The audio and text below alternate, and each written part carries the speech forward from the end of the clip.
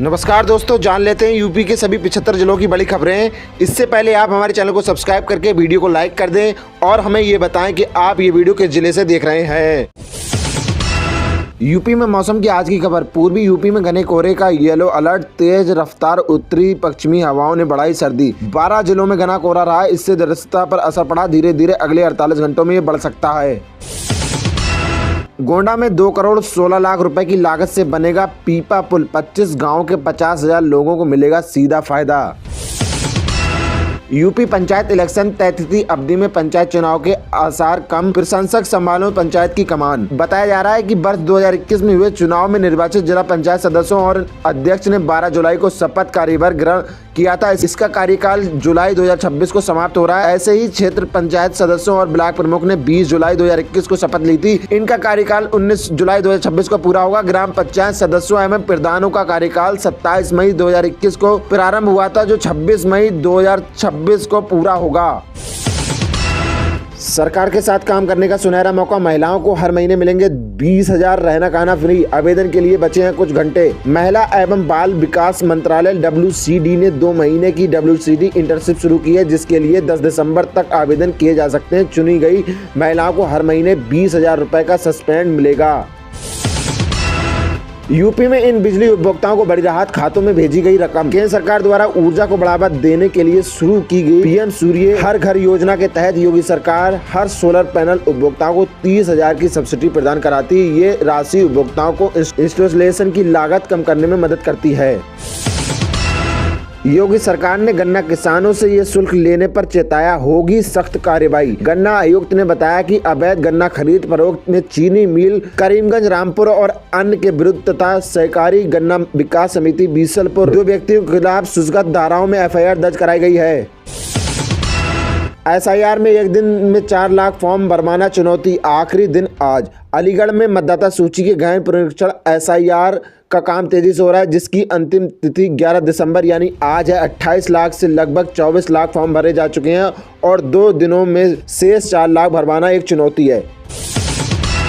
चकबंदी लेखपाल ने भूमि की पैमाइश को मांगे 2,20,000 की रिश्वत लेते रंगे हाथों गिरफ्तार। मुजफ्फरपुर में चकबंदी लेखपाल को 20,000 रुपए की रिश्वत लेते हुए रंगे हाथों गिरफ्तार कर लिया गया है। सहारनपुर की एंटी करप्शन टीम ने कार्रवाई की है। लेखपाल ने अपने घर में ही प्राइवेट दफ्तर खोला रखा था, जहां वो रिश्वत ले रहा था। टीम ने उसे मौके पर गिरफ्तार कर लिया।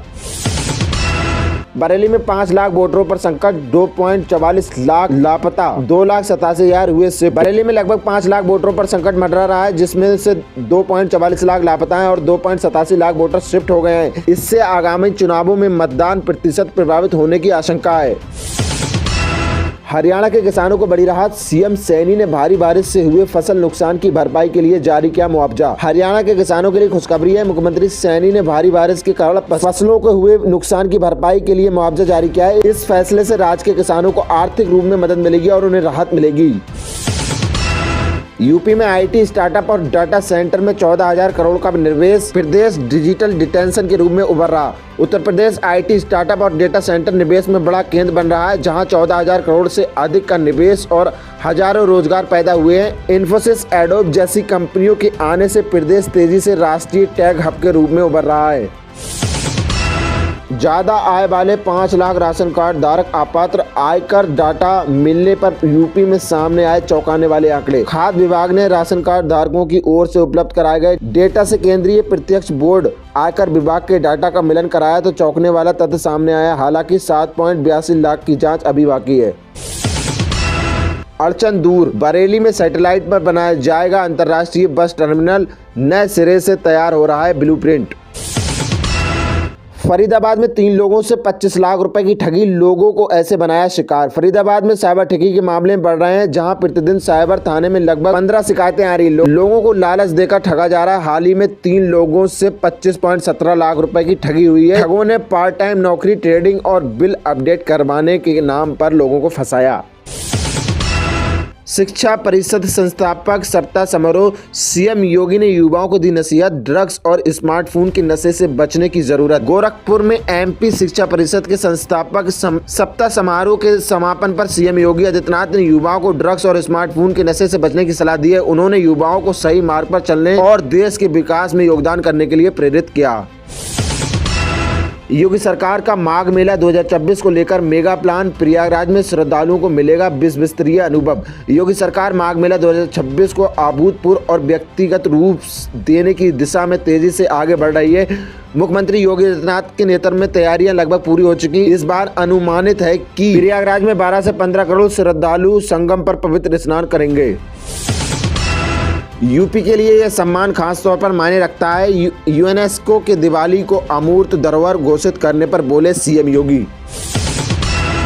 नेहरू, इंदिरा और सोनिया लोकसभा में अमित शाह ने दिए वोट चोरी के 3 उदाहरण, कांग्रेस ने दी चुनौती। लोकसभा में अमित शाह के भाषण के दौरान हंगामा हुआ, जिसमें उन्होंने नेहरू के प्रधानमंत्री बनने को पहली वोट चोरी बताया। इस बयान पर विपक्षी सदस्यों ने कड़ी आपत्ति जताई, जिसके कारण सदन में शोरगुल और विरोध प्रदर्शन हुआ।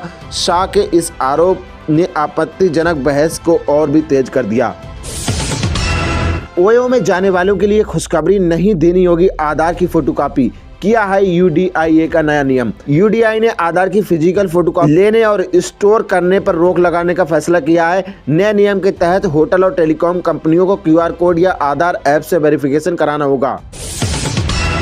ईवीएम नहीं, दिलों को हैक करते हैं पीएम मोदी। कंगना रनौत का कांग्रेस पर तंज। संसद के शीतकालीन सत्र में भाजपा सांसद कंगना रनौत ने कांग्रेस की ईवीएम हैक करने के आरोप पर पलटवार करते हुए कहा कि प्रधानमंत्री नरेंद्र मोदी ईवीएम नहीं बल्कि लोगों के दिल को हैक करते हैं।